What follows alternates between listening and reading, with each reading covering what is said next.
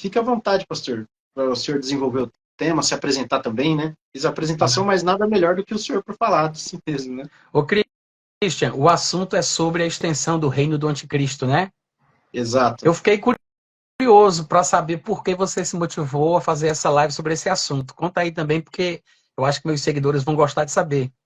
Então, um dos principais motivos é que o pessoal aqui da nossa escola teológica, eles têm muitas dúvidas a respeito desse tema, né? Então, é uma dúvida recorrente, eles mandam perguntas para a gente, sempre em aula surge essa dúvida também. E outro motivo também é porque já há vários dias eu tenho acompanhado alguns vídeos seus falando sobre o assunto, né? E aí eu falei, poxa vida, eu não lembro exatamente onde o senhor estava ministrando num vídeo que eu assisti, né, faz umas 4 semanas. Eu Tá. falei, eu tenho que tentar convidar ele para dar uma aula para a gente sobre isso, porque é uma perspectiva, assim, que não é tão, como que eu posso dizer, Conheci. não é tão popular, entre aspas, no meio comum, né? E aí, quando Sim. algumas pessoas ouvem algumas coisas que o senhor fala, pode até ficar um tanto quanto surpreso, né? Como alguns dos nossos irmãos da nossa escola teológica ficaram quando eu apresentei um pouquinho da sua visão para eles, que é a minha visão também, né? Boa parte das coisas que o senhor, que eu ouvi de você, representam aquilo que eu penso também a respeito da palavra de Deus. Então, esses são os principais motivos que me levaram a estar te convidando para falar exatamente sobre esse tema. Legal.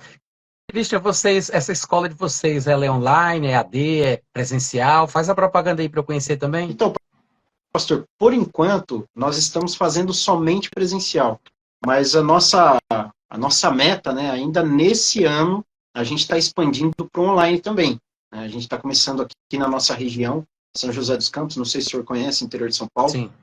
mas a proposta é ainda nesse ano a gente conseguir expandir para o online para poder estar alcançando o máximo de pessoas possível, sempre com preço acessível, né, para poder estar espalhando, né, a palavra de Deus, que hoje o foco é esse, né, sempre foi, mas hoje está mais ainda em efervescência isso aí, né, Legal.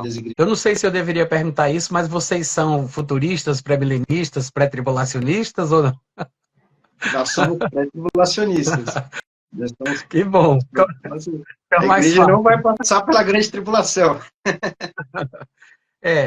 O debate é tenso, né, sobre esse assunto. As pessoas se agarram cada uma às suas argumentações, mas eu também acredito firmemente, desde que eu me converti, né, eu nunca pensei diferente. Eu sempre tive muita convicção de que o arrebatamento seria pré-tribulacional. Eu pergunto isso porque algumas pessoas poderiam dizer assim, Natan, mas qual é o sentido de um pré-tribulacionista se propor a falar sobre anticristo, sobre tribulação, né? Por que que um pré-tribulacionista vai se preocupar sobre isso? Uma vez que vocês acreditam que serão arrebatados antes do primeiro dia dos 7 anos de tribulação. Aliás, nem todos os pós-tribulacionistas acreditam que a tribulação seria de 7 anos, né? Ainda tem isso também. Mas essa dúvida é uma dúvida que se repete muito, porque as pessoas acham que os textos que aparecem, principalmente no Novo Testamento, que mencionam o anticristo, eles acham que são textos instrutivos, que estão explicando o que a igreja tem que fazer quando ele se manifestar, né? E eu acho que essa aí é uma das razões dessa confusão generalizada.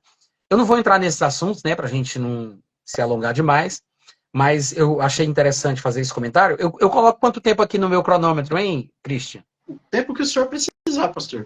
Vou colocar 1 hora, então. A gente, tá bom? Maravilha, maravilha. 1 hora quando ele me avisar aqui, só para a gente saber. E claro que, embora eu fale e fique como se estivesse ensinando ou pregando, eu faço questão que você também me interrompa, pergunte, entendeu? É legal esse bate-papo, fica mais dinâmico e você pode interagir caso você tenha vontade. Se alguém te mandar aí uma pergunta do pessoal da escola, pergunta para ele isso. Eu não vou me concentrar nas mensagens de texto, Maravilha. mas se você ler alguma coisa e quiser interromper e falar, aí você me diz. Maravilha. Eu tô com o tablet aqui também abrindo na live para estar acompanhando essas perguntas.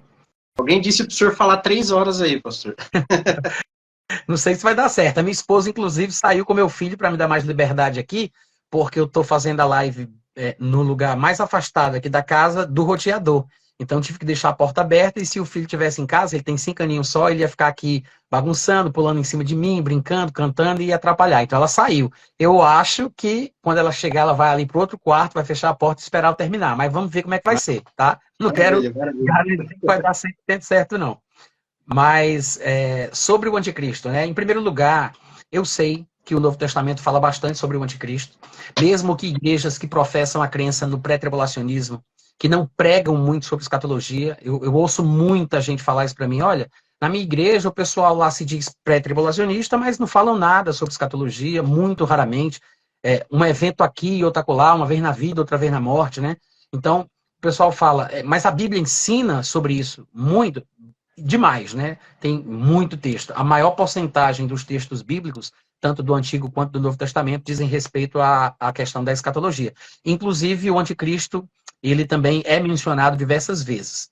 Há vários textos que mencionam o anticristo. Jesus mencionou o anticristo, Paulo mencionou o anticristo, João mencionou o anticristo, 1 João 2,18, 1 João 4,3, 2 Tessalonicenses 2,5, até mesmo Mateus 24, 15 e 16, quando Jesus falou, todos são textos que falam sobre a pessoa do anticristo. E a importância da gente falar sobre o anticristo, mesmo crendo no pré-tribulacionismo, não é para que nós preparemos a igreja para enfrentar o pior período de todos os tempos que vai vir sobre a humanidade, né, instruir o pessoal em relação a comprar alimento não perecível, comprar armas, construir bunkers, abrigos sei lá, armamento antiaéreo, alguma coisa assim. Não é nada disso. É porque a Bíblia diz que toda escritura inspirada por Deus é útil para ensinar, educar, corrigir, repreender. E se a Bíblia fala sobre o anticristo, então há uma utilidade em se falar sobre isso. Primeiro, se acaba corrigindo alguns terrorismos doutrinários que causam pânico no pessoal. Eu conheço muitas pessoas com crise existencial por causa das especulações e conjecturas que o anticristo está na Terra, de que já se tocou a quinta trombeta, que o cavalo amarelo passou na esquina.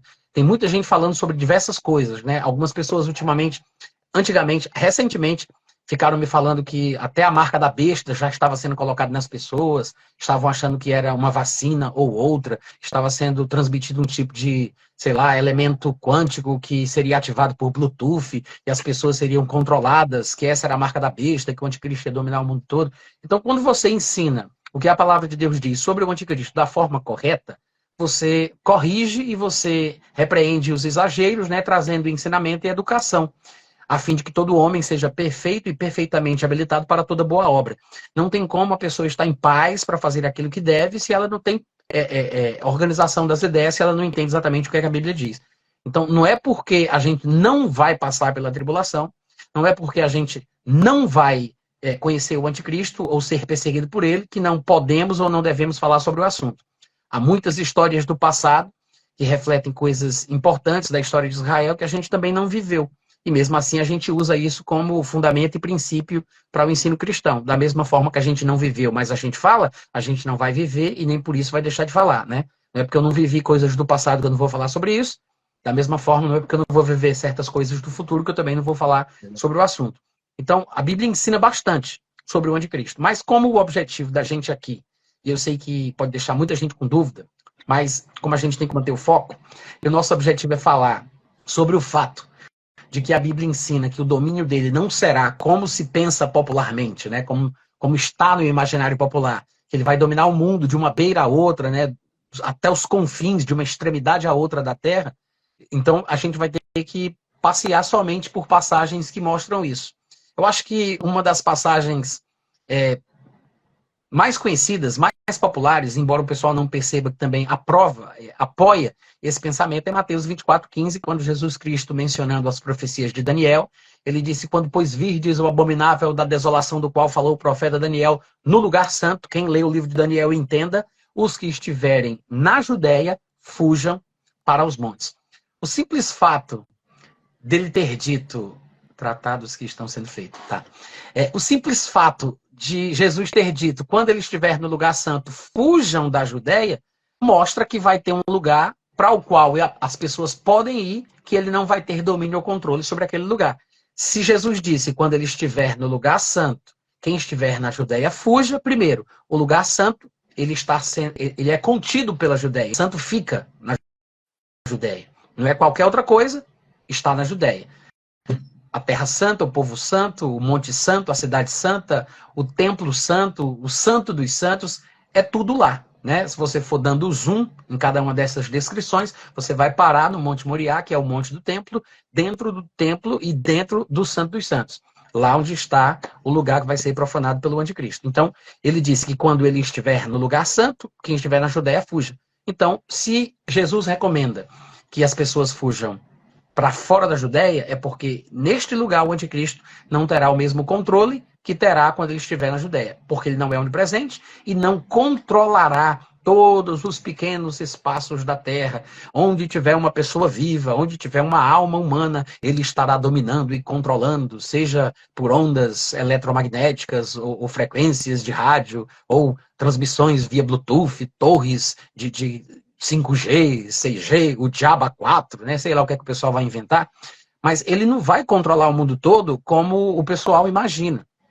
Existem muitos textos que mostram que dá para fugir do anticristo. Eu espero, se eu conseguir, né, daqui até o final do nosso bate-papo, eu quero mostrar que, inclusive, nações, povos, países que serão controlados por ele, dominados por ele, estar ainda assim nesses lugares pessoas que não seguirão, que não concordarão com ele, conseguirão escapar das suas mãos e não receberão a marca da besta nos lugares que ele controla. Ou seja, a gente vai falar aqui, eu vou mostrar que ele não controla o mundo todo, a Bíblia não dá base para se pensar que ele controla o mundo todo, e além disso, os lugares que ele controla não significa que todas as pessoas estarão subjugadas sem qualquer outra opção a tudo que ele determinar e tudo que ele fizer.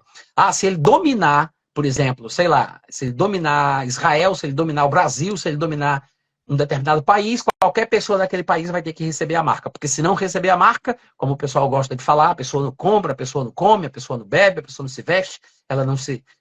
Não é bem isso que a Bíblia ensina, né? Pelo menos não é assim que eu enxergo.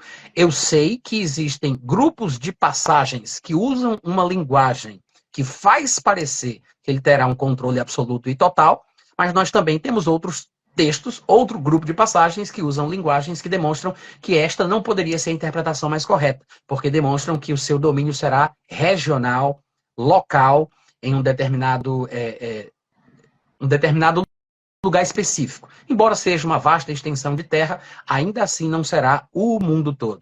Mateus 24, 15 e 16, então, é o primeiro versículo que eu deixo aí para o pessoal. Não se esqueça desse texto. Quando, pois, virdes o abominável da desolação do qual falou o profeta Daniel, quem lê o livro de Daniel entenda, aqueles que estiverem, quando ele invadir o lugar santo, quem estiver na Judéia, fuja para outro lugar, porque ele não vai estar dominando todos os lugares do mundo ao mesmo tempo. Ele não vai dominar a terra toda. Pastor, agora, nós vemos... Pode falar. Só uma pergunta aqui que me veio à mente, que me pediram para fazer para o senhor. Por mais que a igreja não venha passar pela grande tribulação, a igreja ela vai conhecer, ou pelo menos ver a manifestação do anticristo? Eu não sei te dizer. Eu sei que nós temos um texto que chega perto de explicar isso, que é 2 Tessalonicenses capítulo 2, que fala que o anticristo ele só se manifesta depois da retirada do corpo de Cristo da terra. Depois que ele se manifesta, aí sim se inicia o dia do Senhor, que é uma espécie de sinônimo para o período tribulacional. Então, esse texto, ele nos faz pensar que a manifestação do anticristo depende primeiro da retirada do corpo de Cristo, né? Porque quando o Espírito Santo parar de atuar na terra da forma que ele atua, então aquele que o impede de se manifestar já não estará mais no caminho, será retirado e aí ele se manifestará. Então, com base nesse texto, normalmente a resposta... Tá voltando o áudio para cá, viu? Não sei o que tu fez aí de diferente, mas começou a vir o áudio para cá. Então, o que acontece? 2 Tessalonicenses 2 dá a entender que a manifestação do anticristo só acontece depois que o Espírito Santo for retirado, depois que a igreja partir. A igreja começa no dia que o Espírito Santo veio, que foi no dia de Pentecostes, e a igreja, o período da igreja na terra termina no dia que o Espírito Santo é retirado e o Espírito Santo leva o seu corpo, que é o corpo de Cristo, a igreja. Então, tem começo, meio e fim. Depois deste período, o anticristo se manifesta e o dia do Senhor tem o seu início. A tribulação, né, os aspectos punitivos do dia do Senhor. Então, a princípio, assim, eu diria, não, a igreja não vai ver o anticristo. Mas isso não quer dizer que o anticristo não possa estar no mundo, que ele já não esteja fazendo algum tipo de atuação com as suas movimentações e articulações geopolíticas. Pode ser que a gente até suspeite de alguns indivíduos como possíveis candidatos para esta posição, porque, afinal de contas, assim que a igreja for arrebatada, ele já tem que ter uma idade mínima, né, razoável, já tem que ser um adulto, já tem que estar encaminhado para se articular e fazer tudo aquilo que a Bíblia previu ou determinou que ele vai fazer. No entanto, a cronologia, né, dos acontecimentos até a manifestação do anticristo exige que antes do anticristo se manifestar, 10 reis, representantes de 10 nações, se unam numa espécie de confederação de nações, né, uma espécie de coalizão de reinos, de países, e criem aquilo que vai ser chamado de reino do anticristo. Porque não é o anticristo com a sua eloquência, com a sua oratória, com o seu poder magnético, que vai trazer a solução, oferecendo uma espécie de paz para o mundo, e por causa da sua capacidade sobrenatural de convencer os homens, as pessoas se deixarão se levar por ele, e aí ele vai criar um reino. Não é ele quem vai fazer isso. Na verdade, ele é inclusive chamado em textos que usam chifres como representações dos governantes, ele é chamado de chifre pequeno, porque é menor do que os outros. E primeiro surgem 10, que tem essa formação, que vai ser o que a gente chama de reino do anticristo. Ele aparece tardiamente na cronologia dos acontecimentos, ele aparece tardiamente, ele se manifesta somente depois. Aí parece que ele antipatiza com 3 desses 10 reis da formação original, acaba derrubando eles das suas posições, e pelo que parece, ele assume a preeminência e a liderança, e a partir daí é que ele vai poder fazer, por exemplo, o que outros textos como Daniel 9, 25, 26, 27 falam, que ele fará um tratado com muitos. Ele só vai poder fazer esse tratado com muitos, como representante desse reino, quando ele assumir essa posição. Mas antes dele assumir a posição de cabeça, de líder, ou de profeta falso desse reino, primeiro o reino tem que ser montado e não é ele quem monta. Então, primeiro tem que ter uma espécie de movimentação geopolítica que faça com que 10 reis se unam numa espécie de confederação que vai se tornar aquilo que a gente chama de reino do anticristo, para que depois, tardiamente, posteriormente, ele entre nessa formação e assuma a liderança. Então, assim, eu sei que é possível que a gente identifique os movimentos. A Bíblia está cheia de elementos que apontam para o lugar onde isso pode acontecer, as nações que se envolverão, de onde ele surgirá. Se fala, inclusive, na Bíblia sobre a fé que ele vai ter, no Deus que ele vai acreditar, porque vai ser com auxílio de um Deus estranho que ele vai ousar fazer guerra contra as potências mundiais. Fala, inclusive, sobre a etnia dele, né? Porque está escrito, inclusive, que ele não terá respeito ao Elohim dos seus antepassados, não terá respeito ao que as mulheres querem. A Bíblia dá muitos indícios que apontam de que lugar ele vai surgir e de onde, quando ele passar pela cerimônia de posse, de onde ele vai exercer o seu domínio e a sua autoridade. Há muitos textos. Então, é claro que a gente, né, com essa perspicácia, porque Daniel disse, eu aprendi pelos livros, e da mesma forma nós também podemos aprender pelos livros e pela inspiração do Espírito Santo, mais ou menos de que região ele surge, que religião ele vai professar, né, com base em que Deus é que ele vai ousar fazer guerra contra tudo e contra todos. Então a gente pode ter um norte. Mas eu acho que você salientar isso como se fossem instruções práticas de como a igreja deve estar preparada para enfrentá-lo, aí você já desanda, porque as pessoas não querem só saber, elas não querem apenas ter conhecimento, não querem apenas proferir a verdade, elas querem se preparar, né? É por isso que os canais sensacionalistas, principalmente os pós-tribulacionistas na internet, não é só pós-tribulacionista que explora o sensacionalismo, a gente sabe disso, mas todos os canais mais sensacionalistas, né, que procuram os tratados, as comoções geopolíticas, as guerras, os vírus, as confusões, as questões econômicas e tal, não sei o quê. Esses canais que especulam mais esse lado místico, sensacionalista, são os canais que as pessoas mais procuram, porque o povo fica fascinado, né? O terror, o medo, o pavor, a má notícia, ela corre mais rápido, ela causa mais impacto, parece que gruda mais na pessoa por causa da emoção que ela gera. A gente tem conhecimento bíblico suficiente para poder falar sobre isso, mas eu acho que a gente tem que saber o tom, como a gente vai falar, de que forma a gente vai explicar, para que as pessoas não pensem que a gente está querendo ser sensacionalistas também, ou querendo colocar medo no pessoal para conseguir views, né, trazer seguidores. Então, eu acho assim, muita cautela com essas especulações, embora seja possível a gente saber de onde ele vai surgir, qual religião ele vai professar, né, de que nação ele vai governar, etc. e tal, a gente tem que ter o conhecimento bíblico correto para não cair em enganos, mas não usar isso como desculpa para ficar desesperado. Porque tem muita gente ficando desesperada. Mais algum comentário, Christian? Fala aí. O senhor acredita, ou pelo menos vê dessa forma, que ele vai tentar, ou que ele vai conseguir colocar uma espécie de uma imagem dele no terceiro templo, lá em Israel? E se for isso, né, por ele conseguir lograr isso, né, certamente então ele seria judeu, se o senhor for ver dessa forma, né, pela proximidade com que ele tem com o povo, né, com que ele teria com esse povo. Tá. Excelente pergunta, excelente. Sei que é uma dúvida popular essa questão. A ideia de que ele será judeu está no imaginário popular. Eu acho que grande parte do povo pensa isso, se não a grande maioria. Talvez os evangélicos se dividam entre a ideia de que ele vai ser judeu e de que ele vai ser o Papa. Mas tem uns ainda que tentam mesclar as duas ideias e dizem, não, o Papa é o secretário dele, é o falso profeta. E o anticristo é só um humanista, um estadista, um guerreiro, um militar, que não tem nada a ver com religião, né? E aí tentam dizer, são duas pessoas. Mas, na verdade, primeiro, a Bíblia ensina que ele vai ser três coisas em uma só. Ele vai ser um líder político, um líder militar e um líder religioso. O anticristo ele não é um ateu, como algumas pessoas poderiam imaginar. Já paquerei com essa ideia. Eu acho que os meus colegas pré-tribulacionistas, na sua grande maioria, percorrem mais ou menos esse mesmo caminho, mas há muitos textos que mostram que ele tem um tipo de fé, que é com o auxílio de um Deus estranho que ele ousa fazer guerra contra as fortalezas, a sua obstinação contra a Terra Santa, contra o povo santo, o ataque dele para profanar o templo dos judeus. A Bíblia mesmo chega a dizer que o espírito do anticristo nega o pai, nega o filho. Há uma movimentação ali na área religiosa. Né? Ele tem as suas convicções espirituais, as suas crenças. Ele honrará a este Deus a quem ele serve, a quem ele segue, com pratas, pedras preciosas e tudo. Há muitos textos que falam da religiosidade do anticristo.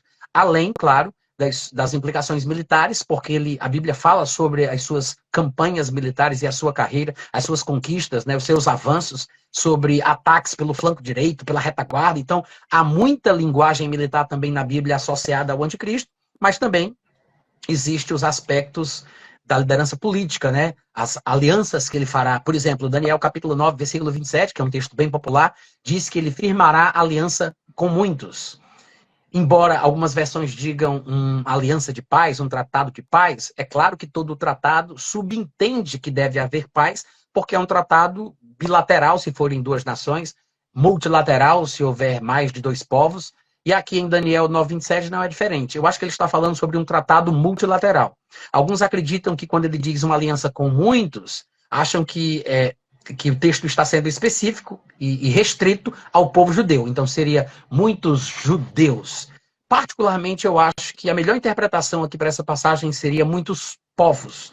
Então, eu acho que o tratado que ele vai firmar é multilateral e não é somente com Israel, mas inclui Israel, porque no próprio versículo 27, quando você continua a leitura, ele diz, firmará uma aliança com muitos, por uma semana. Na metade dessa semana, ele fará cessar o sacrifício, a oferta de manjares, sobre a asa das abominações virá o assolador, até que a destruição que está determinada se derrame sobre ele. Então, essas expressões aqui mostram que o povo judeu está envolvido na aliança. Então, a nação de Israel é uma das nações que estará em aliança com ele.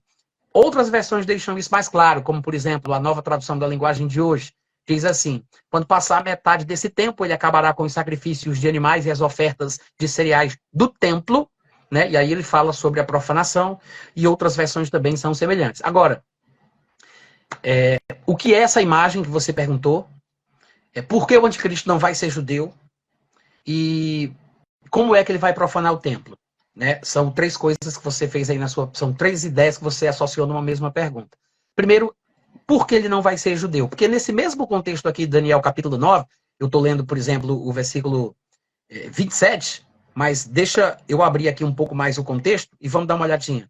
Ele diz, versículo 24, 70 semanas estão determinadas sobre o teu povo, sobre a tua santa cidade.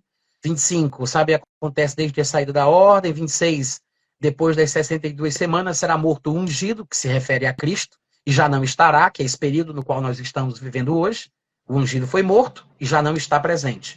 E o povo de um príncipe que há de vir, agora ele menciona o anticristo, e o povo de um príncipe que há de vir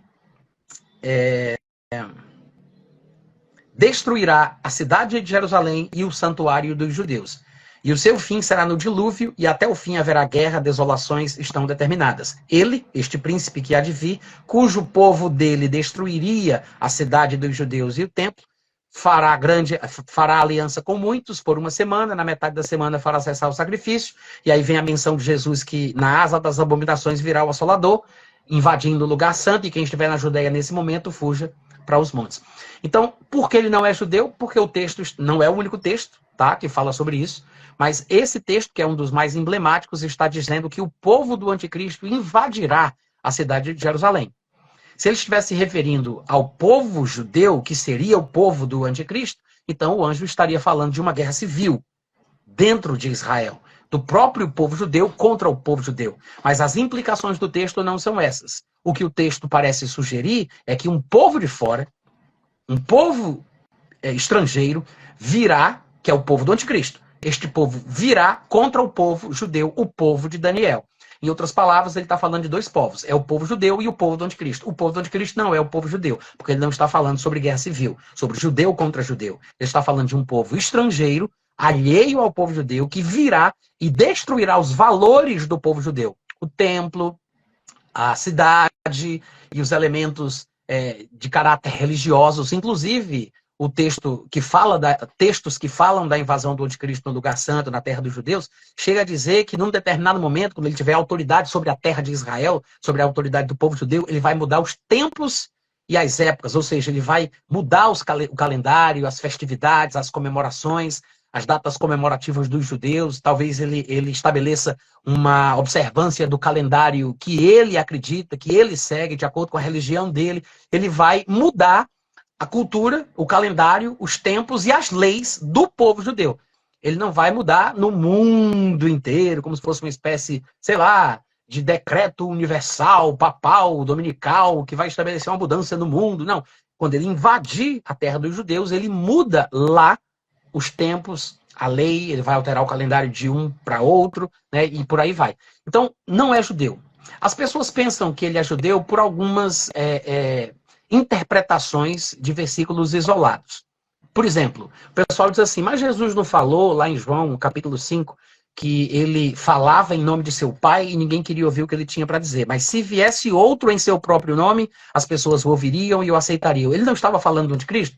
Não, ele não estava falando do anticristo. Primeiro, porque o anticristo já foi previsto em diversos lugares da Bíblia. Jesus não diria, se outro vier em seu próprio nome, a este ouvireis, se referindo ao anticristo, se a vinda do anticristo é certa. Então ele não diria se vier, ele diria quando vier. Ele não está falando do anticristo. Isso parece muito mais um adágio popular que serve de repreensão para uma atitude reprovável dos judeus. Os judeus têm uma característica negativa, que é para o seu demérito. Eles insistem em nunca se submeter às coisas que vêm de Deus e estão sempre tentando estabelecer os seus próprios meios. Não se submetem, por exemplo, à justiça que vem de Deus e tentam estabelecer a sua própria. Da mesma forma, quase todos aqueles que por Deus foram enviados à terra de Israel foram mortos pelos israelitas. Jesus chega a ser irônico, dizendo, olha, eu tenho que ir para Jerusalém, porque daqui para lá são 3 dias de caminhada e eu preciso me dirigir para o meu destino para que não aconteça que um profeta morra fora de Jerusalém. Ou seja, apedreja e mata os que lhes são enviados.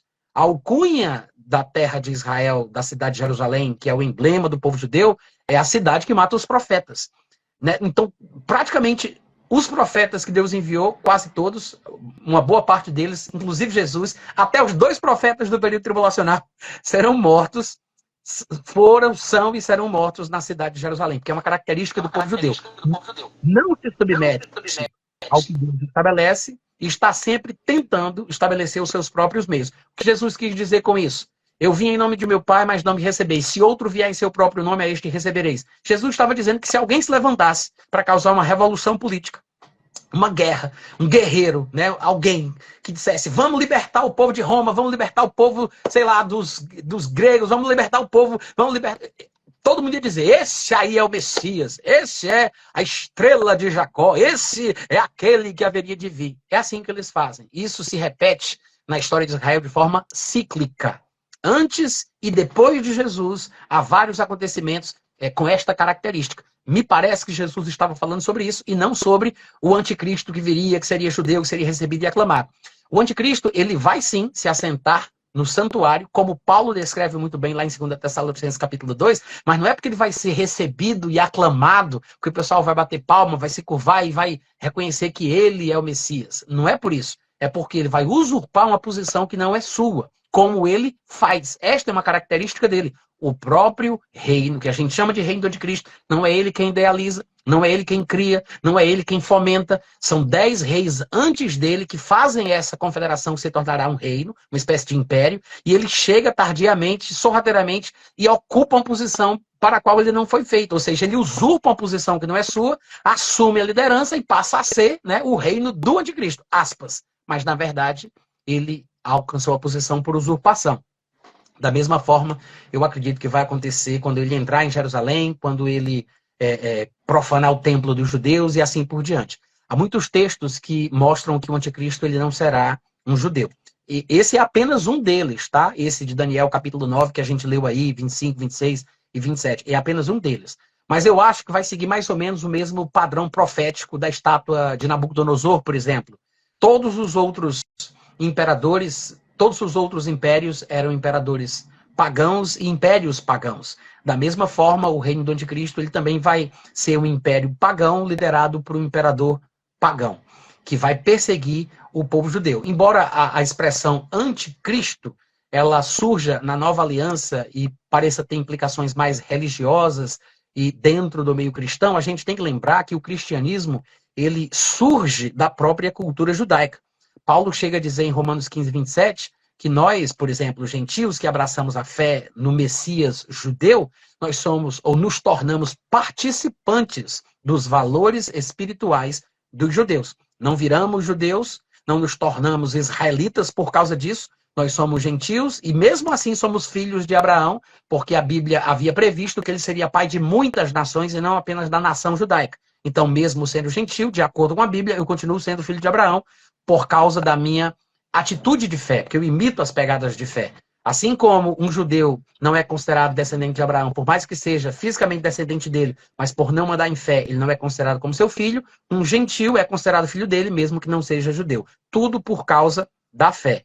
Então, o que é interessante é que o conceito do anticristo, por mais que às vezes a aparição dessa palavra no Novo Testamento possa confundir alguns cristãos, na verdade é um conceito totalmente judaico, né? É o anti-ungido, é contra o ungido, é contra o Cristo, que é uma designação puramente judaica.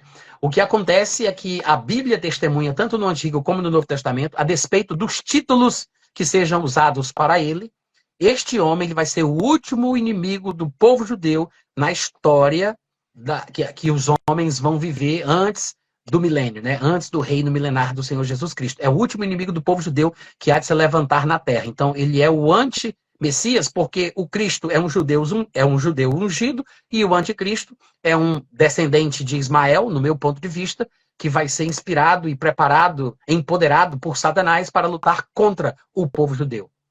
Mas resumindo, ele não vai ser judeu.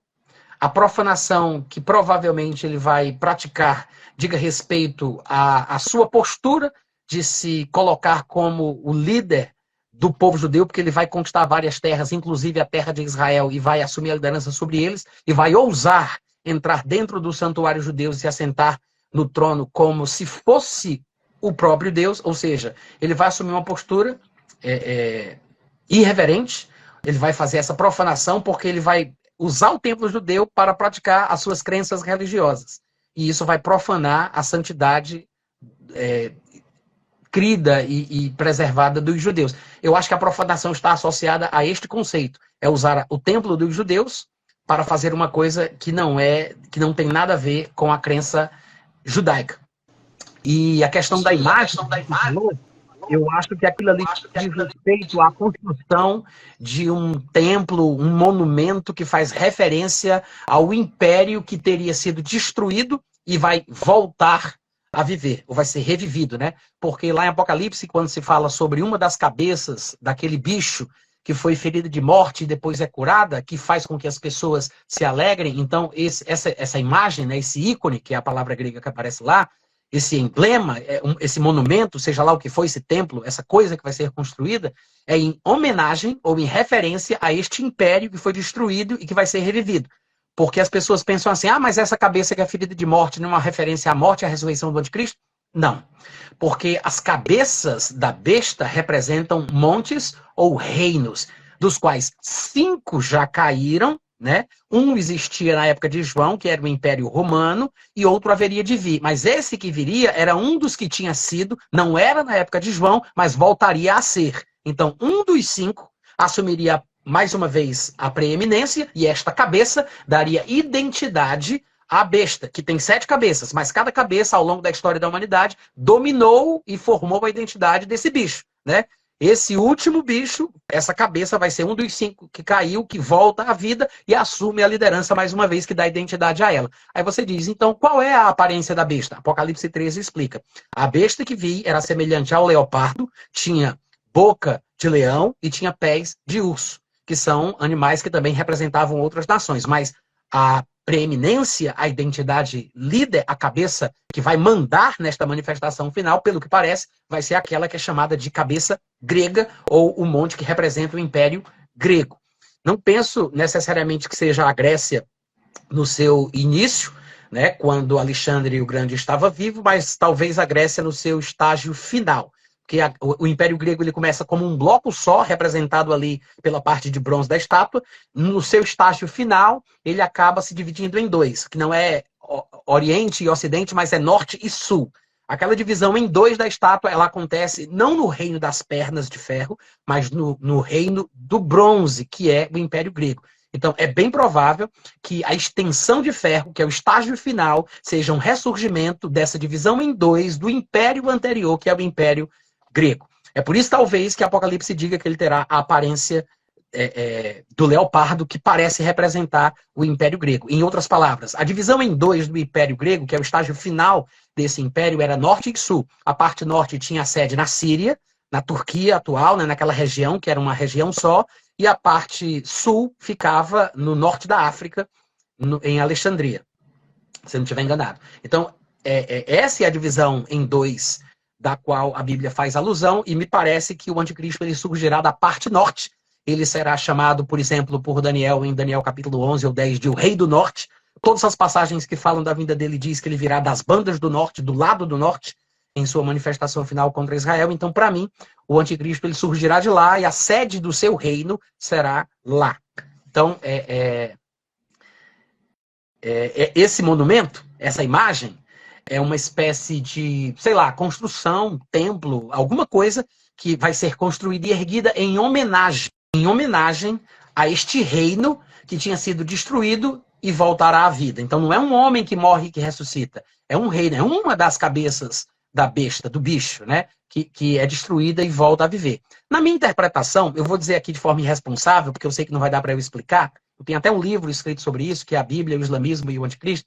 Na minha interpretação, o anticristo ele será um descendente de Ismael, ele será praticante do Islã, e ele, provavelmente, o texto, quando fala sobre isso, está se referindo ali, talvez, a uma adaptação de um templo, ou a construção de um templo com minaretes, nos quais existem aqueles alto-falantes, que saem vozes humanas, que quando a voz é proferida, as pessoas se prostram, que é a palavra que aparece lá em Apocalipse, que é traduzida em algumas versões por adoraram, né? Adoraram. Mas, na verdade, o texto ali está se referindo a se prostrar e não necessariamente a adorar no sentido mais cristão, né? De louvar e tal. Ele está falando sobre o povo se prostrar diante daquele monumento quando a voz saía daquela... No sentido de submissão, né? Sim, também. No caso, pastor, uma pergunta. Uma pergunta e um comentário, né? O senhor falou aquela hora, alguns minutos atrás, sobre a imagem do Messias para muitos judeus, né? A gente tem um exemplo também da revolta de Bar Kokhba, né? Lá em 132, onde ele domina ali um pedaço de Israel, expulsa os romanos, e ele mesmo se declara o Messias, né? Ele mesmo se declara o Cristo, e muitos judeus, eles acabam reconhecendo aquele homem como Messias, só que depois deu tudo errado, né? Os romanos expulsaram eles mais uma vez, mudaram até o nome ali da região. Mas a pergunta em si seria o quê? Tendo em vista tudo isso que o senhor falou, a gente vê que existe uma certa semelhança entre aquilo que vai vir da parte do anticristo e aquilo que já veio no passado. Por exemplo, a gente tem Antíoco Epifânio, que profanou o templo, né? E a gente também tem a destruição do templo em 70 depois de Cristo, bem como também figuras ali de imperadores que muitos cristãos identificavam como sendo anticristo. Então eu já vi teólogos fazendo confusão de que o anticristo ele já veio, de que tudo isso que os escritores neotestamentários disseram a respeito dessa figura já aconteceu e que, né, eles fazem uma confusão com isso. E como desfazer essa confusão, tendo em vista que ele ainda vai vir? Tá. Primeiro, eu acho que muitos anticristos têm surgido no mundo, né? Muitos anticristos, no plural. Porque o espírito do anticristo, como diria João, ou o mistério da iniquidade, como diria Paulo, que são expressões diferentes usadas por pessoas diferentes, mas que se referem à mesma influência espiritual e invisível deste mundo onde Satanás é Deus, né? Não havia uma espécie de sindicato de escritores dos livros da Bíblia para todo mundo usar os mesmos termos, as mesmas expressões, né? A gente vai identificando à medida que a gente vai se familiarizando com a palavra. Mas esse espírito está no mundo. Então, toda e qualquer oportunidade que surge em qualquer lugar que ele possa atuar, se manifestar e agir de alguma forma através de um espírito supremacista, dominador e beligerante, eu acho que ele vai agir. É por isso que acaba acontecendo que na história nós vemos muitas pessoas que tipificam características anticristãs ou do próprio anticristo em pessoa. Os teólogos costumam dizer que o texto de Daniel, capítulo 11, ou 10, se eu não estiver enganado, que fala sobre a vinda deste futuro rei do norte, né? Dizem que o texto se refere a Antíoco IV Epifânio, que é inclusive que está dentro, né, da dinastia Seleucida, que é o formador praticamente do reino do norte, da divisão do Império Grego em dois. E a grande maioria dos estudiosos, dos escatologistas, teólogos, dizem que Antíoco IV Epifânio talvez seja o principal tipo do anticristo. O que me admira é que mesmo que digam isso, depois eles não observam que é exatamente de lá que o anticristo sairá, não necessariamente da etnia, mas da mesma região, da mesma herança espiritual e profética, né? A continuação profética daquele lugar, daqueles reinos. Antíoco IV Epifânio talvez tenha sido o que mais se encaixa, né, no padrão. E de fato, há muitos anticristos, muitos líderes anticristãos, muita inspiração diabólica no mundo, e eu acho que isso aí vai acontecer sempre, né?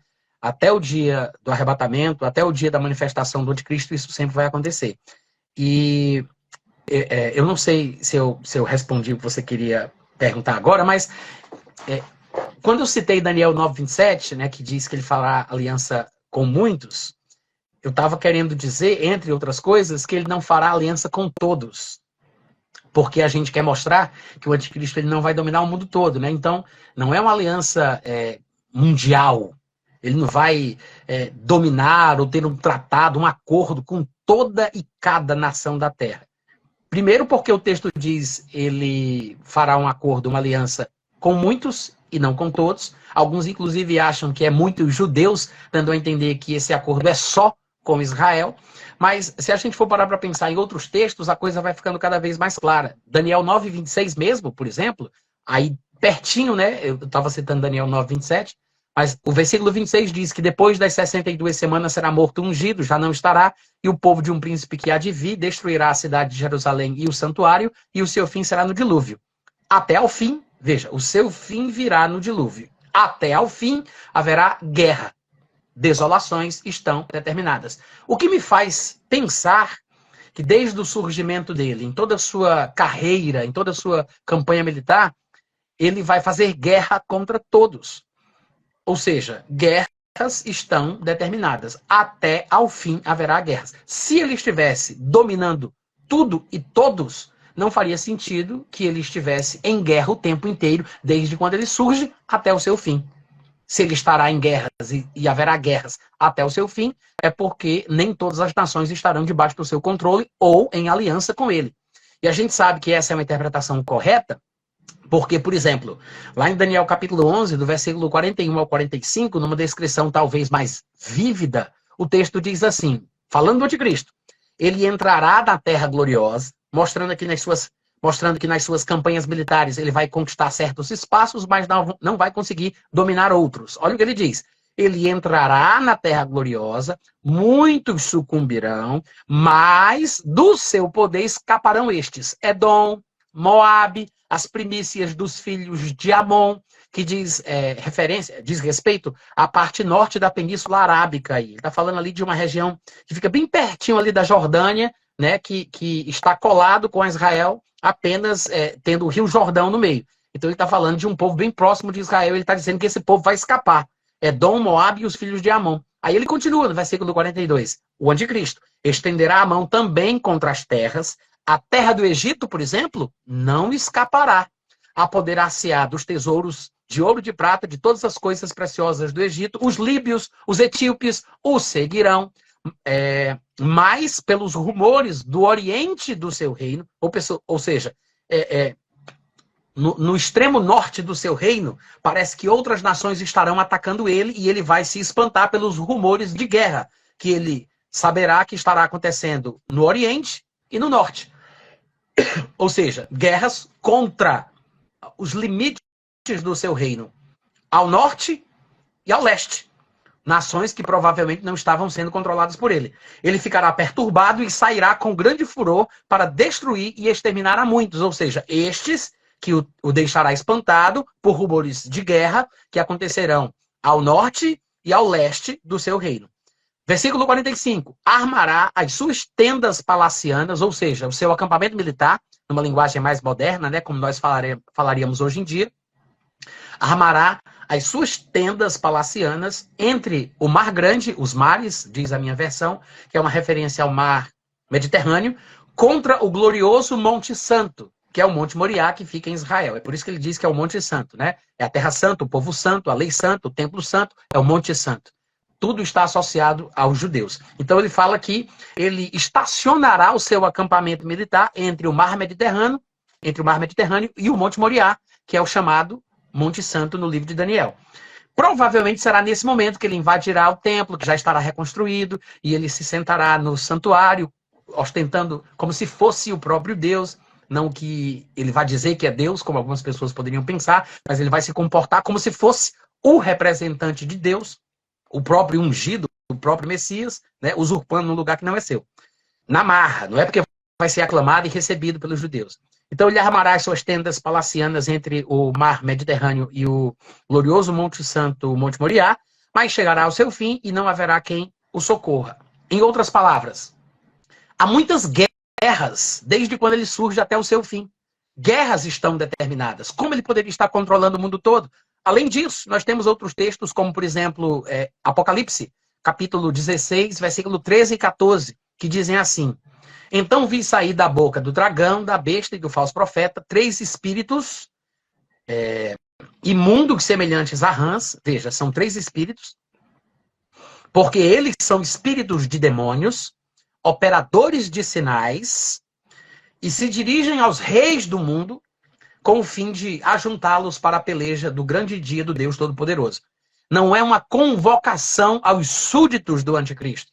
É uma investida de um ministério diabólico com recursos espirituais como sinais, maravilhas e tudo mais. São espíritos de demônios que vão tentar, por meio destes fenômenos enganadores, atrair, conquistar a aliança, o apoio de reis da terra, porque nem todos estarão do lado dele, nem todos terão sido conquistados por ele, muitos estarão em guerra contra ele, como outros textos, como os que a gente acabou de ler, dizem claramente. Então, é um ministério diabólico com o objetivo de tentar arregimentar outros reis para se unirem ao seu propósito, à sua campanha, à sua visão.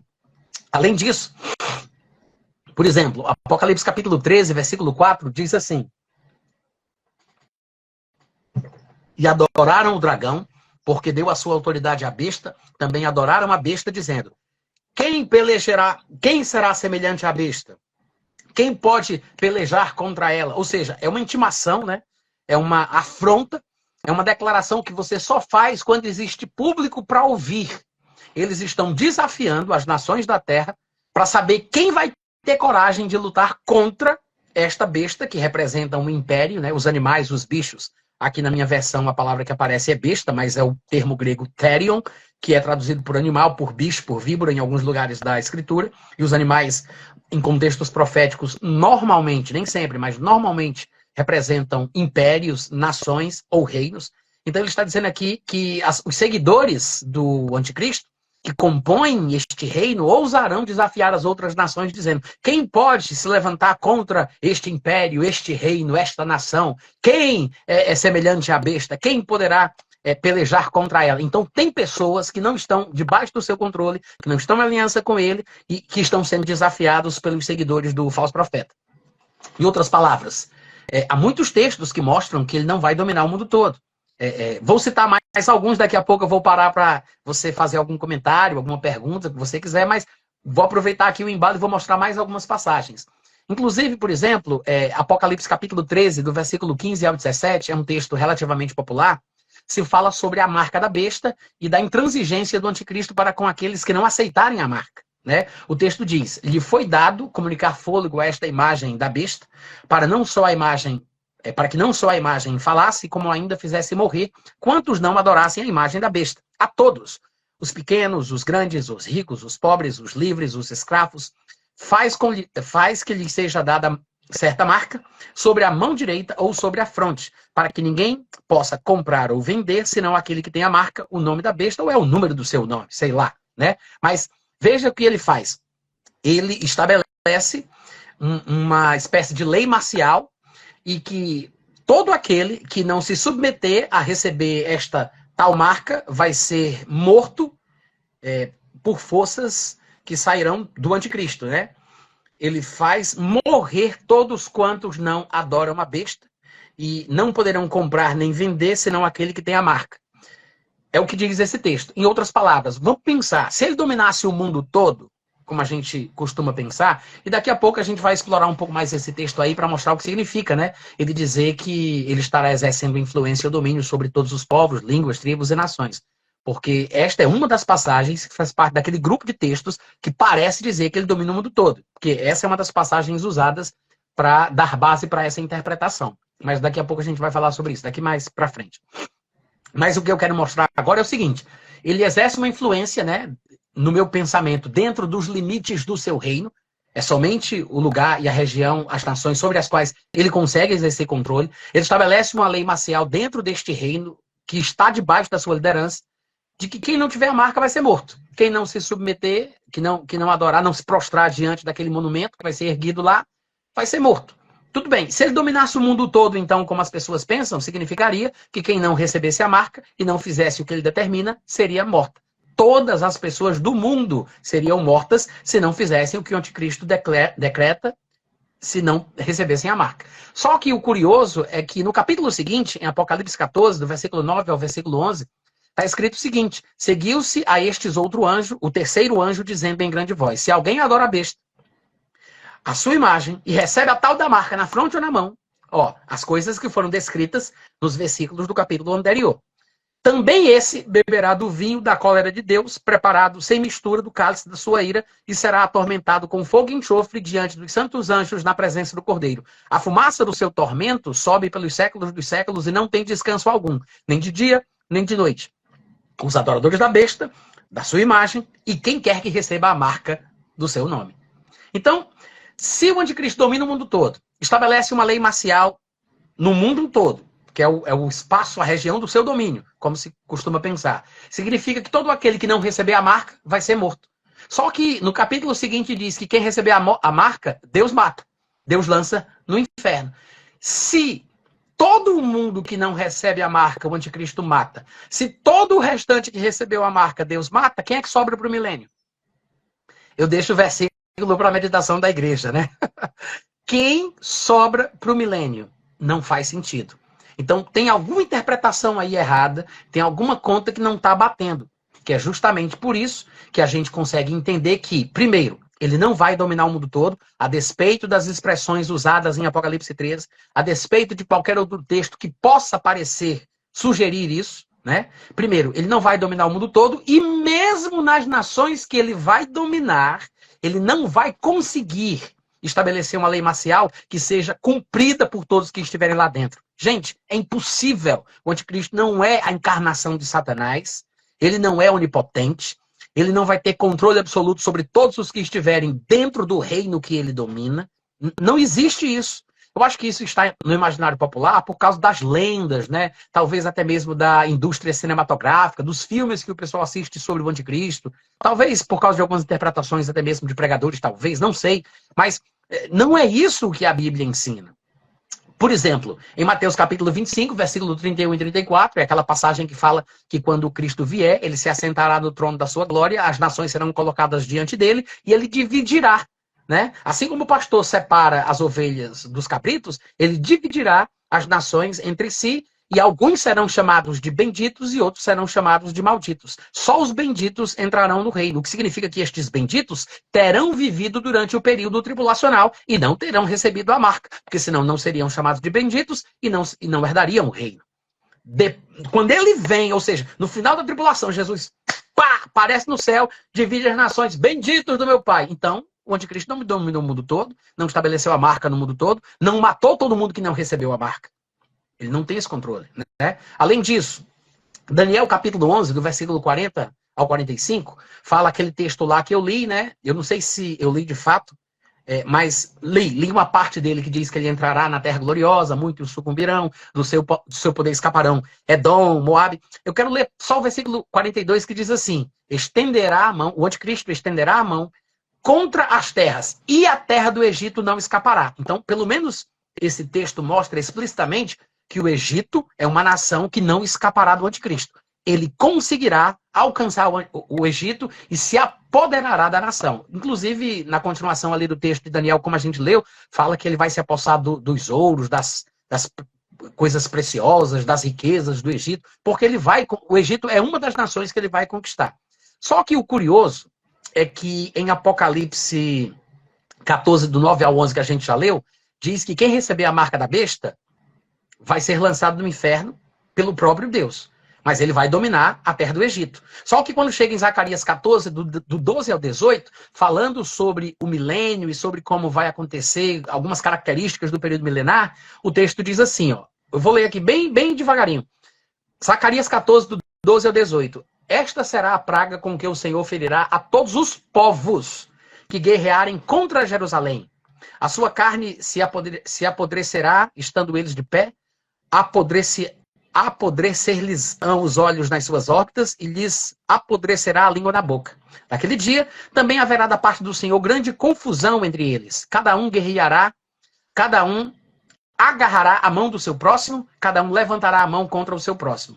Ele está falando sobre quando, no final, durante as campanhas militares do anticristo, né, na guerra do Armagedon, ele vier contra a terra de Jerusalém. Aí ele diz, todos os que restarem, versículo 16, todos os que restarem de todas as nações que vieram contra Jerusalém, subirão de ano em ano para adorar o rei, o Senhor dos exércitos, e para celebrar a festa dos tabernáculos. Ele está falando do milênio. Ele está dizendo, os que restarem de todas as nações que vieram contra Jerusalém. Por que vieram contra Jerusalém? Provavelmente porque estavam dentro do reino do anticristo, se submeteram a ele, concordaram com ele, de qualquer forma foram juntos com ele contra a terra de Israel, contra a cidade de Jerusalém. Aí Deus diz, os que restarem, porque muitos morrerão, mas os que restarem das nações que vierem contra Jerusalém, né, deverão agir assim e assado. Aí no versículo 18, ele especifica a nação egípcia. Ele diz, se a família, olha que interessante, se a família dos egípcios não subir, nem vier, não cairá sobre eles a chuva, virá a praga com que o Senhor ferirá as nações que não subirem a celebrar a festa dos tabernáculos. Ele fala de todas as nações que restarem, dos povos que vierem contra Jerusalém na guerra final, no final da tribulação. Mas aí ele diz especificamente que as famílias dos egípcios que não subirem. Ora, se ele vai controlar a terra dos egípcios e ele vai estabelecer uma lei marcial da marca da besta em todos os lugares onde ele dominar, até os limites que o seu reino alcançar, isso significa que a lei da marca da besta, a lei marcial da marca da besta, vai ser estabelecida no Egito. mas egípcios escaparão e estarão vivos para poder usufruir do milênio. Por quê? Porque mesmo no Egito, uma nação dominada pelo anticristo, muita gente escapará. Não sei por que meio, não sei de que forma, não sei se escapando de lá, não sei se subornando alguns policiais corruptos, não sei se fugindo, escapando, andando por lugares ermos da terra, né, e tentando sobreviver da melhor forma que puderem durante o período tribulacional, mas muita gente do Egito não vai usar a marca. E por isso vai sobreviver e vai poder fazer parte daquele grupo que vai receber aquela palavra do Senhor: benditos do meu Pai, entrem no reino. E usufruirão das bênçãos do milênio. Ou seja, ele não vai dominar o mundo todo da forma que as pessoas estão pensando. Ainda que ele possa causar uma comoção mundial, nações que estarão contra ele ou favoráveis a ele, a favor de Israel ou contra Israel, e ele divida as opiniões das nações no meio por causa do seu ódio, da sua obstinação contra a terra de Israel, não significa que ele estará dominando o mundo todo, por mais que as comoções mundiais possam ser causadas por ele, tá? Mas é assim que eu penso. Fala um pouco aí, Christian, diz alguma coisa. Respondendo aqui o comentário do pessoal, tem gente perguntando se a live vai ficar salva. Ela vai ficar salva sim, meus amigos. E aproveitando, né, é só clicar aqui, ó, aqui embaixo, aqui você consegue me ajudar a compartilhar, né, essa aula maravilhosa que o pastor Nathan Rufino tá dando, coisa de primeira. Tem seminário que não prega isso aí não. E ainda, né, além de tudo, além da oratória, além da didática, o principal é que é ortodoxo, né? Que é coisa que tá na Bíblia, que vem da Bíblia, que não é coisa que o pastor tá inventando, não, gente. Então, assim, mas dentro disso que o senhor tá falando, pastor, existem muitos alarmes, né? E muitos alarmistas também dentro do meio evangélico. Tem gente até dizendo, né, principalmente no ano passado, que o Lula é o anticristo. Eu lembro que o pessoal falando que o Macron era o anticristo. Então, cada vez que surge alguém aí um pouco em eminência no cenário mundial, começa um povo a dizer: olha lá, o anticristo está vindo aí, olha ali, o anticristo está aparecendo ali. Então, existe ali, né, uma confusão que o povo faz, né, com a imagem do anticristo. Eu não sei se isso é saudável. O que o senhor acha disso? Eu acho que essa busca ela é motivada pelo pensamento pós-tribulacionista. Ou seja, o pós-tribulacionismo, hoje em dia, né, depois do advento da internet, ele tem ganhado uma certa expressividade e consegue, através dos seus proponentes, influenciar muita gente.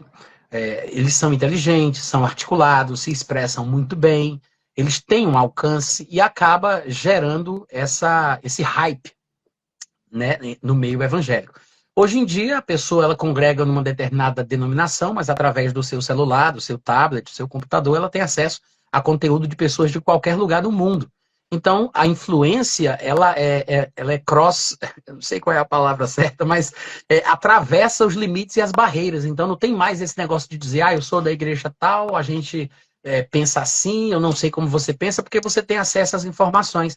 E eu acho que esse frisson, ele se estabeleceu por causa da influência pós-tribulacionista. Muitos grandes canais pós-tribulacionistas, pregadores pós-tribulacionistas, influenciadores pós-tribulacionistas têm causado esta sensação de que a comoção geopolítica atual, ela representa o início da tribulação. E como o pós-tribulacionista ele é convicto de que encontrará ou será perseguido pelo anticristo antes de se encontrar com Cristo no arrebatamento, então ele fala sobre isso com muita paixão, com muito sentimento, com muita emoção, e isso acaba grudando no coração das pessoas que ouvem, né? Um vírus, para passar para outra pessoa, ele não tem que ser compreendido. Você não tem que entender como é que as moléculas são, como é que funciona, como é o contágio. Não, a pessoa pega. Ela está ali perto no ambiente, falei, você ouviu, chegou na sua cara, pegou. Então passa. Então, isso é contagioso. Eu acho que as pessoas, mesmo sem acreditarem no pós-tribulacionismo, mesmo sem acreditarem que a igreja estará durante a tribulação, eles ficam com dúvidas na cabeça, eles ficam com insegurança, eles ficam com uma sensação esquisita e estranha, porque eles estão permeados, cercados desse tipo de abordagem que faz com que elas não entendam muito bem se, afinal de contas, a igreja vai pegar o comecinho da tribulação, se ela vai ser perseguida pelo anticristo, se o princípio das dores, aspas, né? Pelo menos isso a igreja pega. Então tem essa confusão generalizada. Eu acho que é por causa disso Eu não acho saudável, tá? Já dando aqui a minha opinião. Eu, particularmente, eu acho que muitos pré-tribulacionistas, inclusive, que perceberam, né, que é um nicho que dá muito certo falar, né, dos acontecimentos, das catástrofes, dos desastres e tal, que isso é uma coisa que gera uma certa movimentação, cria um hype. Eu acho que até pré-tribulacionistas estão indo por esse caminho porque acham que ele é um caminho que tem futuro, que prospera, que é fácil. Eu, particularmente, tento evitar o máximo que eu posso esse tipo de coisa, porque eu acho que mais complica, mais atrapalha do que ajuda. Então, eu não acho legal, eu, particularmente, tá? Não quero dizer que você não possa falar uma vez na vida sobre algumas questões relacionadas a deterioração moral, deterioração dos padrões do mundo, para deixar bem claro que o mundo vai de mal a pior e que isso é uma característica dos tempos do fim, mas você viver em cima daquilo, sabe, assustando o povo, isso me faz ter uma sensação muito péssima, porque o pré-tribulacionismo, todas as vezes que ele aparece na Bíblia, de forma explícita, porque ele aparece de forma implícita e de forma explícita. Nas vezes que ele aparece de forma explícita, você observa, por exemplo, Paulo associando a mensagem que ele dá do arrebatamento ao consolo. Consolai-vos, pois, com estas palavras. Mas essa forma de tratar, né, ainda que por pré-tribulacionistas, mas essa forma de chamar a atenção do pessoal, falando das desgraças, das misérias, das mazelas, dos perigos, né, do movimento de Satanás, do que Satanás pega, né, a cuca te pega daqui, te pega de lá, aquela coisa toda. A sensação que eu tenho é a mesma de estar olhando para um jornal secular, aí o cara fala um monte de desgraça, uma atrás da outra, né? Desgraça, desgraça, desgraça, desgraça, desgraça, aí no final diz, boa noite. É a mesma sensação. Um pré-tribulacionista querer falar das desgraças para poder tocar o povo e depois diz, mas consolai-vos com essas palavras. Não é compatível. Deixa os pós falar isso, né? E quem quiser ouvir pós, que ouça, mas saiba que pode acontecer de você ficar um pouco perturbado, que é uma característica da mensagem pós-tribulacionista, trazer perturbação para a igreja, como aconteceu na igreja de Tessalônica.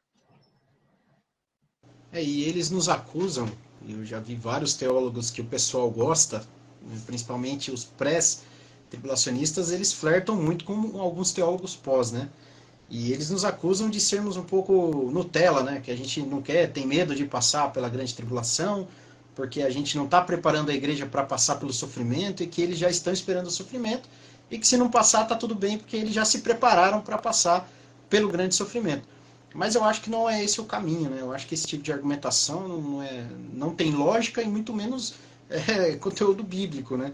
Porque o pessoal, eles começam a zombar da nossa posição, sendo que a zombaria ela diz mais sobre eles do que sobre nós. Eu acredito que o melhor argumento para combater, ou pelo menos rebater o outro argumento contrário é a Bíblia, né? Principalmente se tratando do ambiente religioso.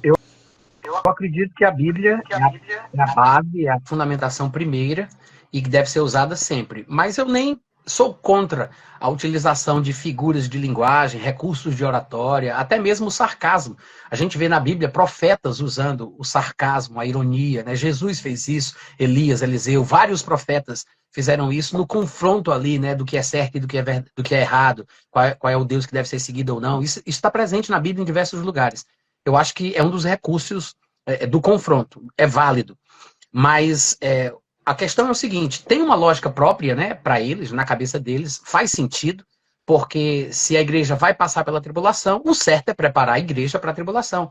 O problema, como você bem disse, é que nós não temos textos bíblicos, neotestamentários, né, explícitos, que digam isso. Nem nos textos que falam da tribulação, no Novo Testamento, há qualquer indício, qualquer instrução dizendo que o povo tem que se preparar para enfrentar a tribulação. O que é que resta?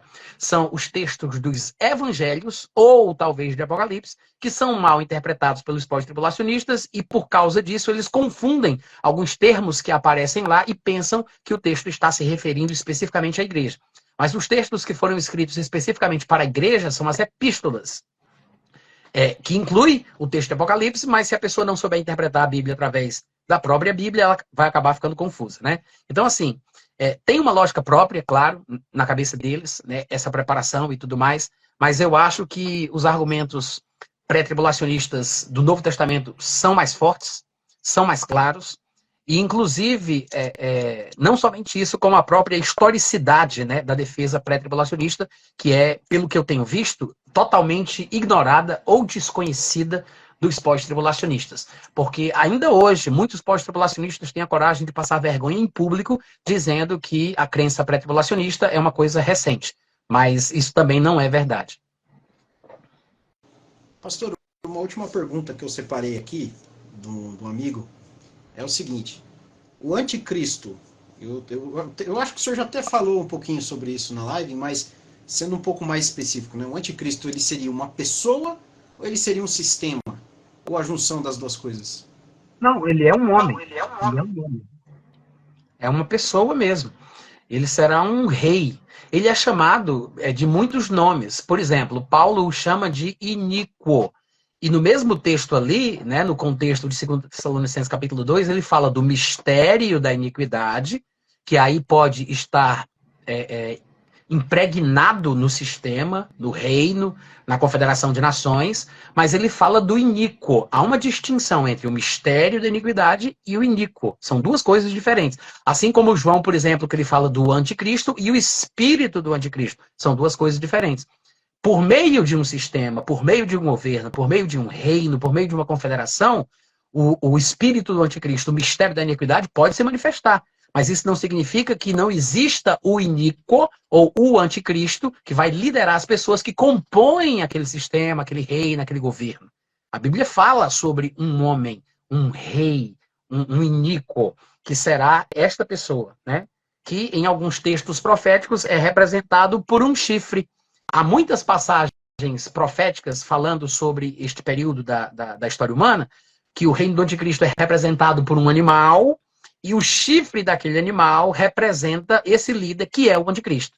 Então, ele é um chifre, ele é um rei, ele é um homem, inspirado por Satanás, mas é um homem. Eu fiz essa pergunta porque eu vi algumas pessoas comentando no chat a respeito de uma espécie de trindade satânica, né?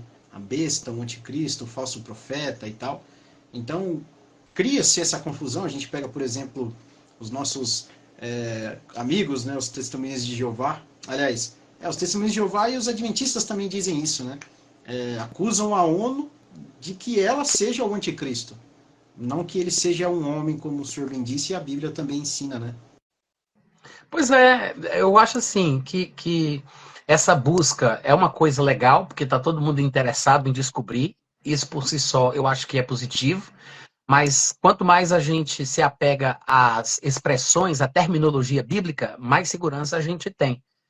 O que acontece de muito ruim no nosso meio é isso, é que nós inventamos os nossos próprios termos e em cada denominação tem uma cultura própria. Cada igreja tem a sua cultura. Cada denominação, cada ministério tem a sua própria cultura, a sua terminologia, as suas frases, as suas expressões. E por causa disso a gente não consegue se comunicar. A gente não consegue entender a linguagem um do outro. É por isso que eu penso que quanto mais a gente se deter às expressões e aos termos bíblicos, melhor. Porque isso impede ruído na comunicação e a gente consegue entender com mais clareza o que realmente significa o que o texto está dizendo. Às vezes nós usamos o mesmo texto, mas nós estamos entendendo coisas diferentes do texto que nós estamos usando. Muita gente que, por exemplo, vai discordar de mim em respeito a essa questão aí da besta, do anticristo, do falso profeta, vai usar os mesmos textos que eu uso para mostrar o que eu penso, que deve ser relativamente diferente. Não creio numa espécie de trindade satânica, não penso assim. Não creio que o anticristo vai morrer e vai ressuscitar, como as pessoas às vezes falam. Eu tenho pensamentos muito próprios, que inclusive não encontro nos meus pregadores prediletos, os meus colegas de trabalho pensam diferente de mim. O pessoal pré-tribulacionista que eu admiro não pensa da forma que eu penso, mas quanto mais eu estudo a Bíblia, mais eu vou tendo convicções próprias e pessoais com base no texto. Tem coisa que eu não entendo, mas tem umas que eu não consigo deixar de ver, eu não consigo desver o que eu vi. É impossível eu não conseguir mais enxergar as coisas que eu já enxerguei. Tem coisas que eu ainda não alcancei, mas as que para mim estão muito claras, essas eu não tenho como mais abandonar. E eu acho que a gente tem que fazer assim, a gente tem que andar de acordo com a luz que nós já recebemos. Porque nós vamos ser julgados de acordo com a luz que nós temos, e não com aquilo que nós não temos. Então, o que eu sei vai ser a base para interpretar o que eu não sei. Textos claros, textos conhecidos, devem servir de referência para que nós estudemos e entendamos os textos obscuros e não compreendidos, né? Às vezes o pessoal tenta inverter a ordem, mas eu acho que a gente tem que partir dos textos mais claros para os textos mais difíceis. E para mim é isso, né? O anticristo, ele é um homem, como muitas passagens demonstram, e ele vai ter uma carreira militar, ele vai servir a um Deus, vai ter fé num Deus, e vai haver um reino que ele vai se intrometer nele, vai assumir a liderança, não é um reino que ele vai formar, criar, fomentar, não, ele vai usurpar uma posição que não é sua, né? E ele vai ser obstinado pelo povo de Israel. Em determinado momento que ele assumir a liderança desse reino, ele vai fazer uma aliança com muitos, que é um tratado provavelmente multilateral, incluindo a nação de Israel. E aí, na metade do tempo desse tratado, que é de 7 anos, como a Bíblia testemunha, ele quebra essa aliança e invade o lugar santo, que está dentro da Judéia. E quando ele invadir, os que lá estiverem, muitos sucumbirão, muitos serão provados, embranquecidos. Ele vai mudar as datas comemorativas da nação de Israel, vai mudar os tempos, vai mudar a lei, ele vai tocar o terror e vai demonizar a nação de Israel, que é uma espécie de punição divina também, né?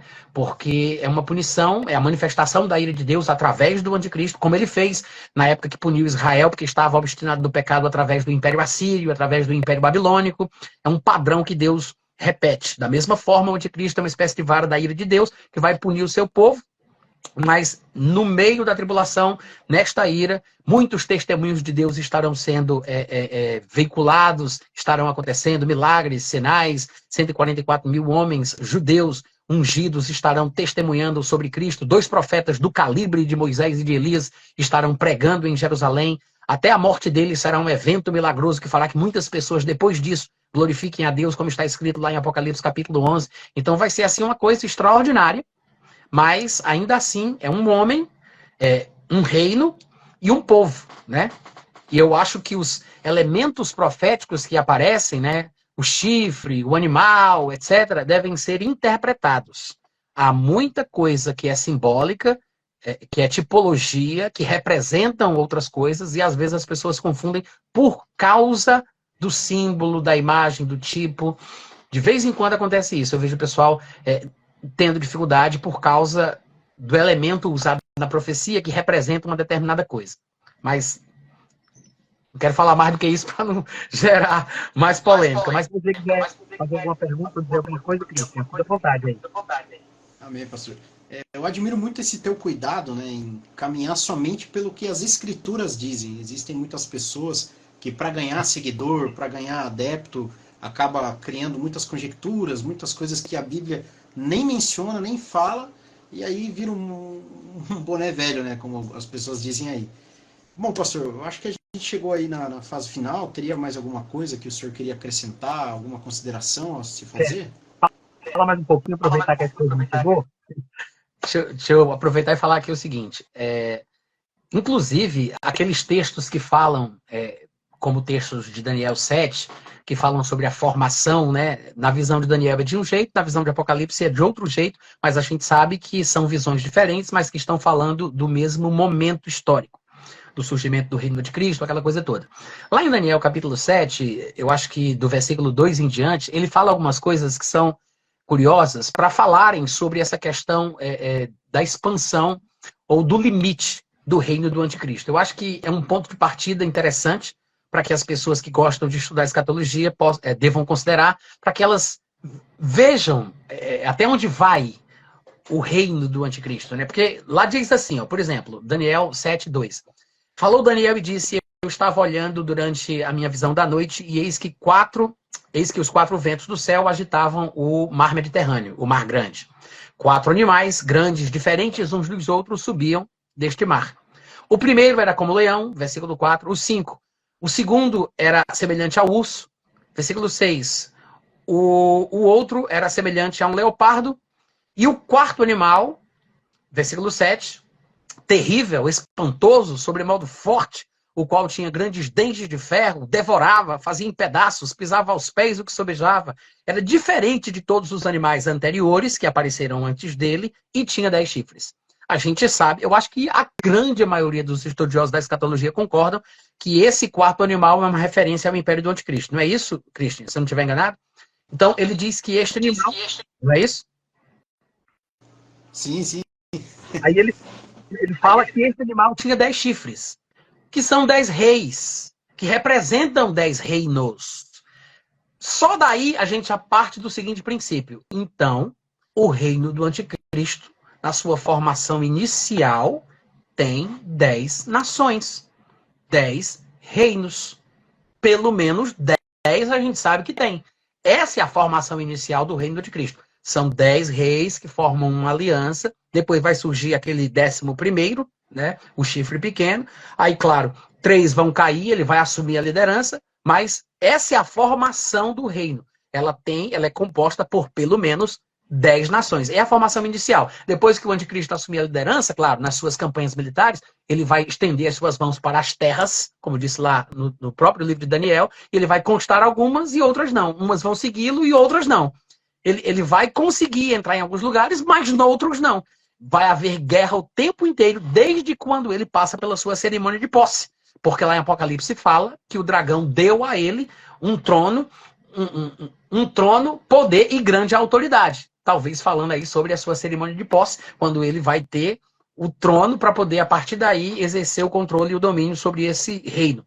Mas desde o momento que ele passa pela cerimônia de posse até o seu fim, guerras estão determinadas. Então, ele não estará controlando o mundo todo, mas a formação inicial do reino que ele vai usurpar, a partir do qual ele vai estender as mãos contra as terras, é formado por 10 nações. 10 nações.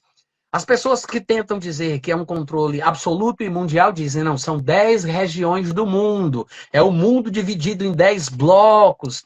Eu, particularmente, acho que é válida a tentativa, né, de adequar os textos a uma visão que tenha coerência na cabeça de quem pensa assim, mas eu acho que essa interpretação ela não é a melhor destas passagens que falam de 10 reis, que representam reinos. Eu acho que não é a melhor forma, tá?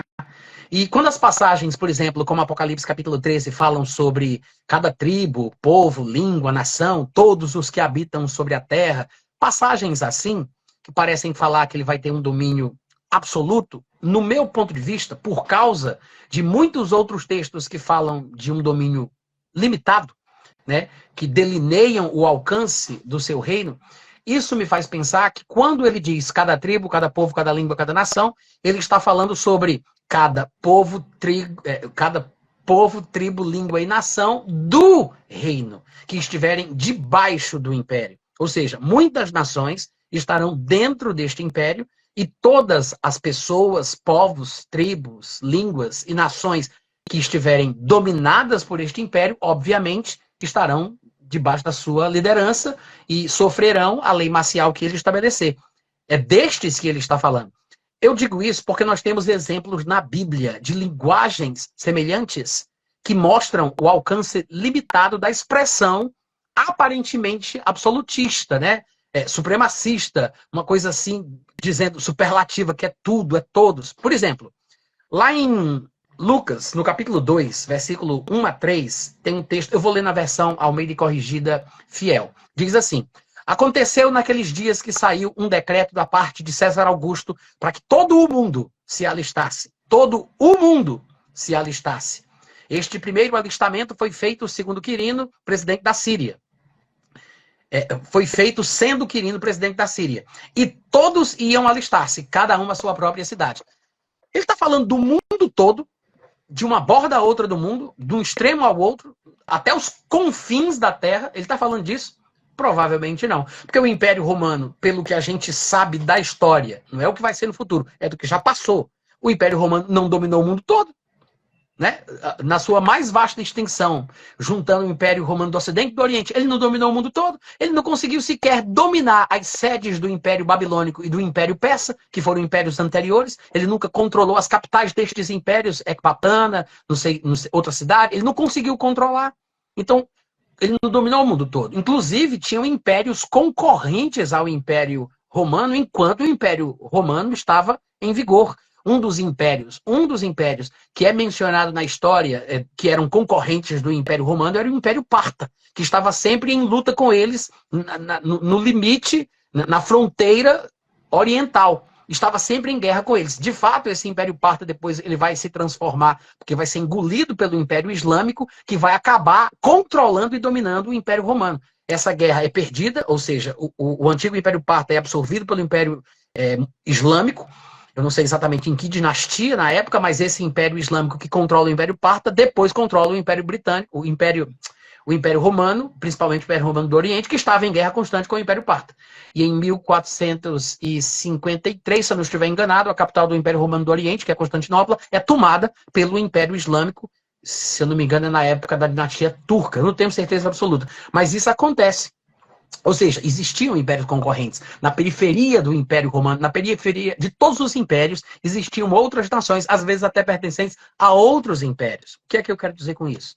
Que quando o texto aqui fala que o imperador César Augusto, do Império Romano, baixou um decreto dizendo que todo mundo se alistasse, ele está falando de quem? Do povo que está lá no Império Parta? Ele está falando das pessoas de outros impérios, de outras nações? Não. Ele está falando de todo o mundo debaixo do império. Fica implícito. Pode confundir a cabeça de alguém. Mas você tem que ter um pouco de bom senso e presença de espírito para entender que Lucas está falando sobre a realidade que ele vivia, né, como habitante de uma terra que estava controlada naquele momento pelo Império Romano. Todas as nações debaixo do Império Romano estavam debaixo desse decreto.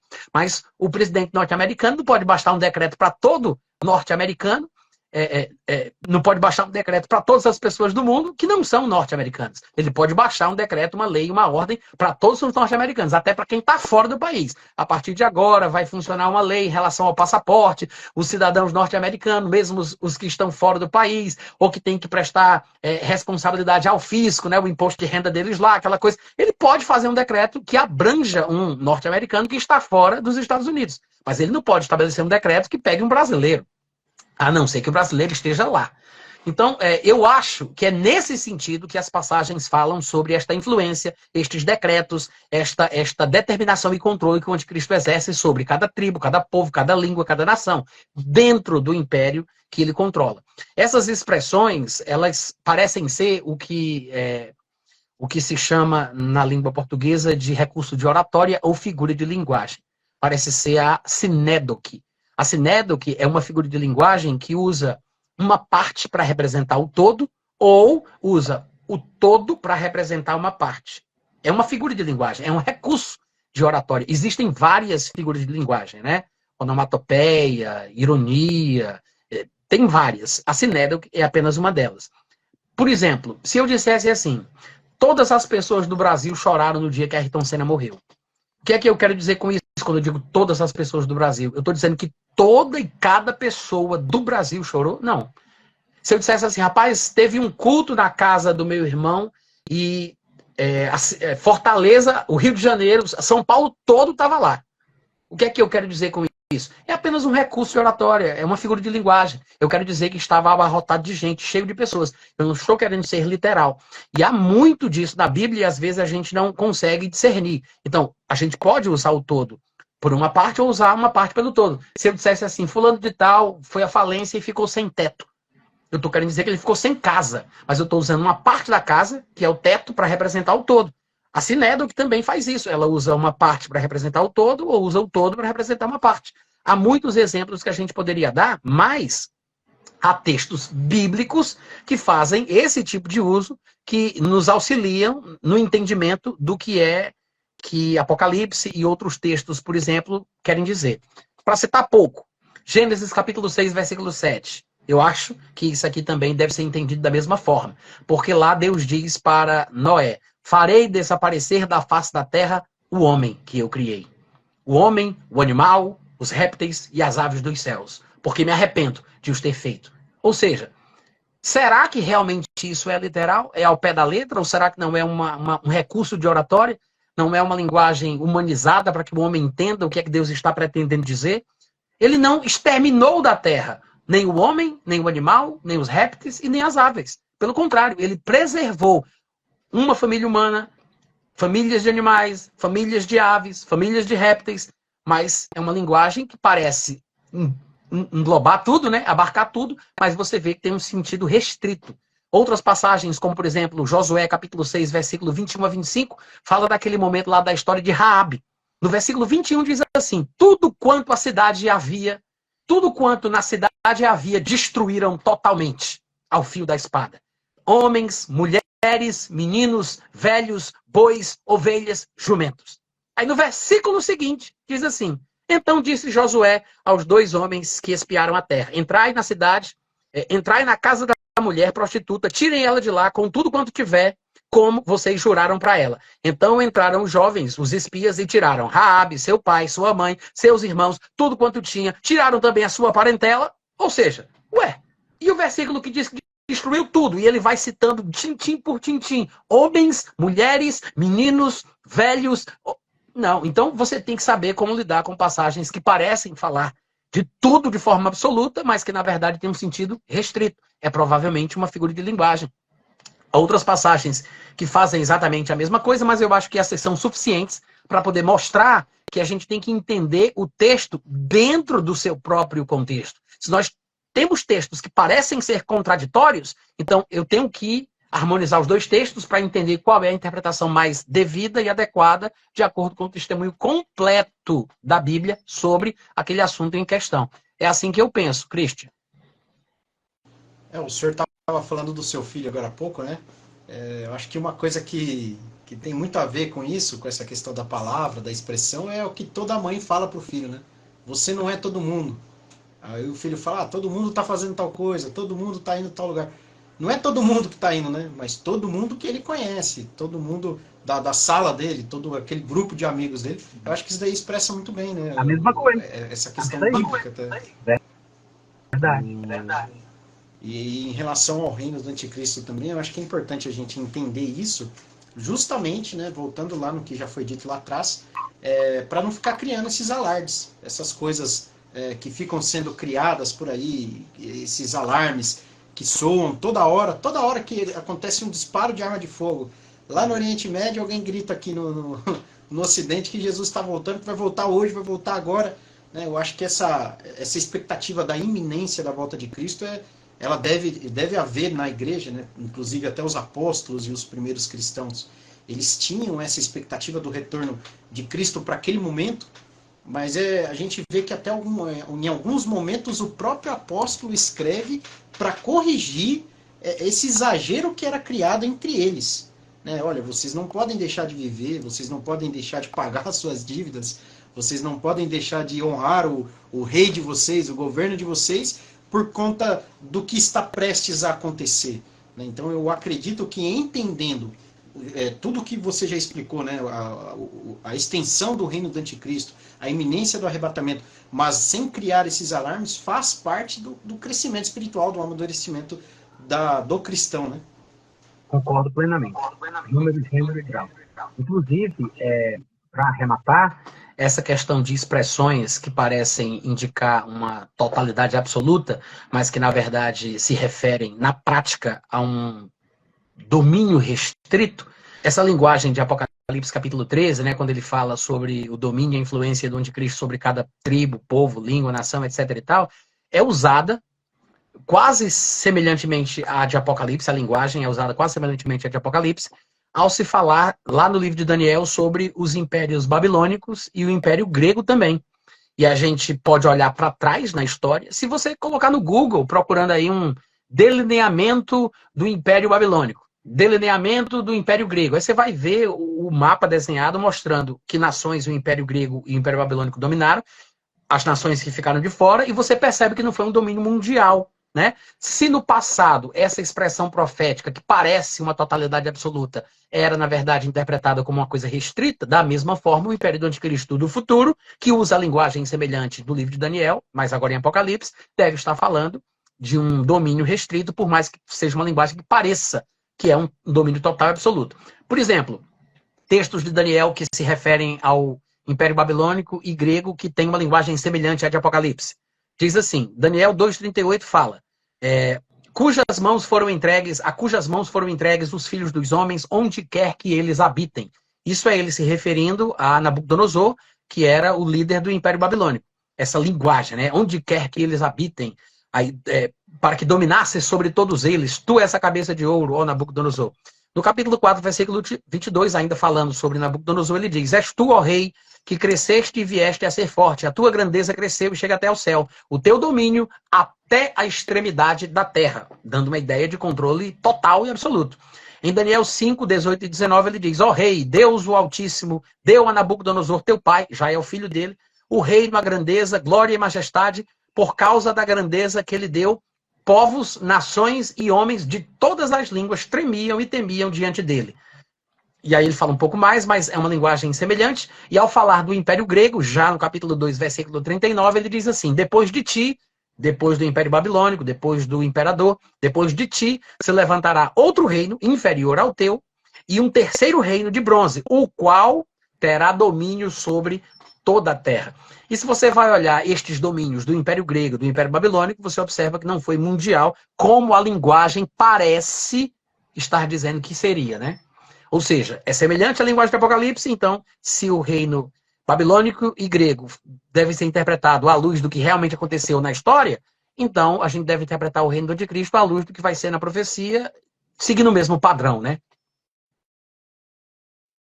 O Império Romano, salvo engano, em extensão geográfica, ele também foi o maior também. Né? No seu apogeu, ele não dominou o mundo todo, né? Ele pega ali a Itália, lá ali por cima da Europa, aí vai até metade ali da Mesopotâmia, perto da África, tudo. Mas existiam diversos outros reinos, né?